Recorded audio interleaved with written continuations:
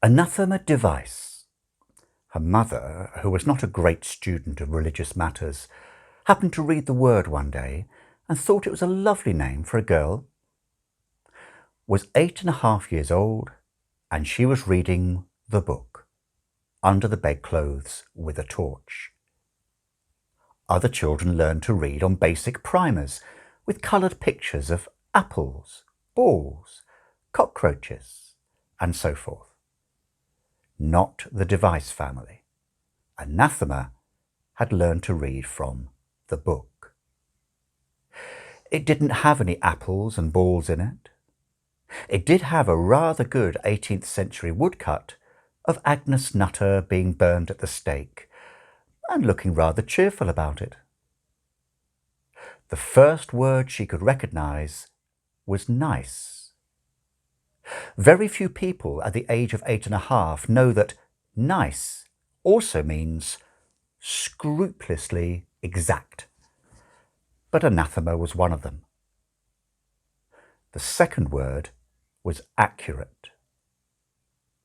The first sentence she had ever read out loud was, "I tell ye this, and I charge ye with my word is, 4 shall ride, and 4 shall also ride, and 3 shall ride the sky as twixt, and 1 shall ride in flames, and there shall be no stopping them, not fish, nor rain, nor road, neither devil nor angel, and ye shall be there also, Anathema."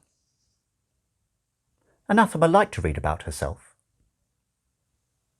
There were books which caring parents who read the right Sunday papers could purchase with their children's names printed in as the heroine or hero.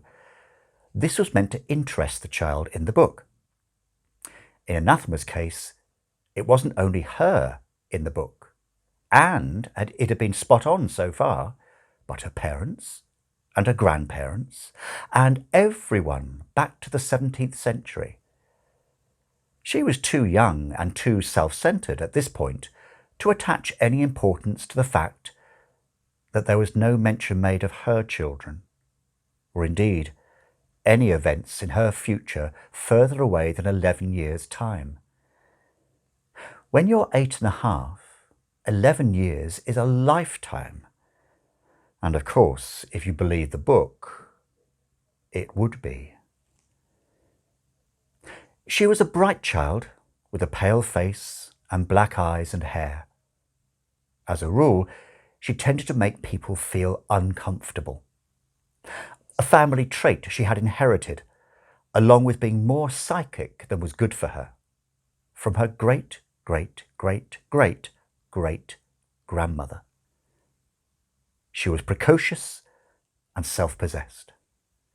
The only thing about Anathema her teachers ever had the nerve to upbraid her for was her spelling, which was not so much appalling as 300 years too late.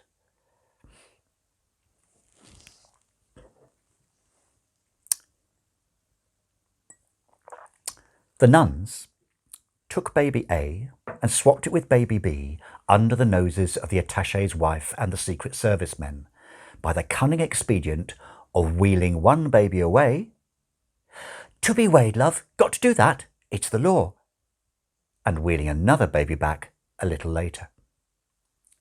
The cultural attaché himself, Thaddeus J. Dowling, had been called back to Washington in a hurry a few days earlier, but he had been on the phone to Mrs. Dowling throughout the birth, helping her with her breathing.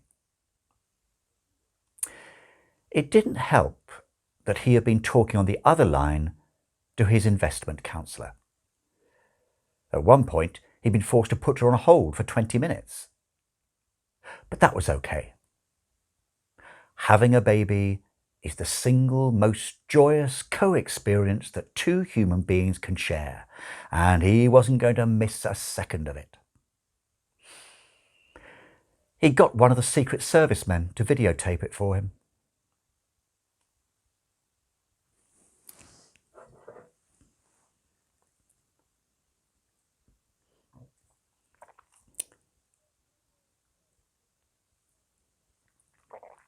Evil in general, does not sleep, and therefore doesn't see why anyone else should. But Crowley liked sleep. It was one of the pleasures of the world, especially after a heavy meal. He'd slept right through most of the 19th century, for example.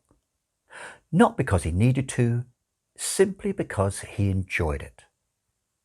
Although he did have to get up in 1832 to go to the lavatory. One of the pleasures of the world. Well, he better start really enjoying them now, while there was still time. The Bentley roared through the night, heading east. Of course, he was all in favour of Armageddon in general terms. If anyone had asked him why he'd been spending centuries tinkering in the affairs of mankind, he'd have said, "Oh, in order to bring about Armageddon and the triumph of hell." But it was one thing to work to bring it about, and quite another for it to actually happen. Crowley had always known that he would be around when the world ended, because he was immortal and wouldn't have any alternative. But he'd hoped it would be a long way off, because he rather liked people. It was a major failing in a demon. Oh, he did his best to make their short lives miserable, because that was his job. But nothing he could think up was half as bad as the stuff they thought up themselves. They seemed to have a talent for it. It was built into the design, somehow. They were born into a world that was against them in 1,000 little ways, and then devoted most of their energies to making it worse. Over the years, Crowley had found it increasingly difficult to find anything demonic to do which showed up against the natural background of generalised nastiness. There had been times over the past millennium when he'd felt like sending a message back below, saying, "Look, we may as well give up right now. We might as well shut down dis and pandemonium and everywhere and move up here.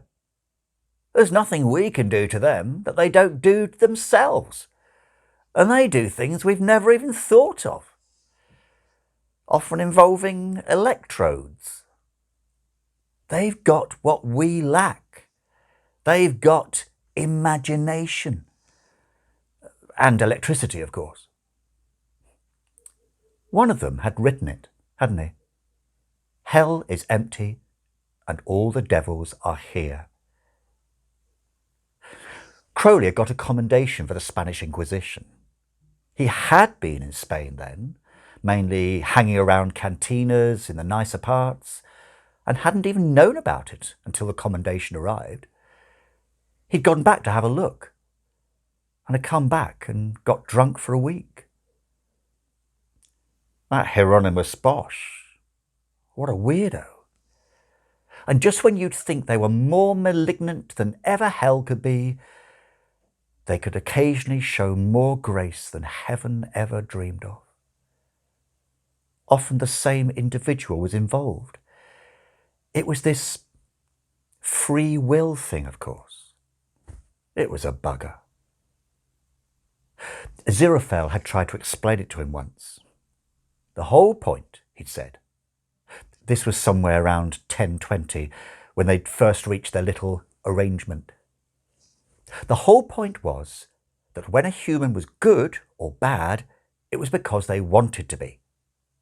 Whereas people like Crowley and, of course, himself, were set in their ways right from the start.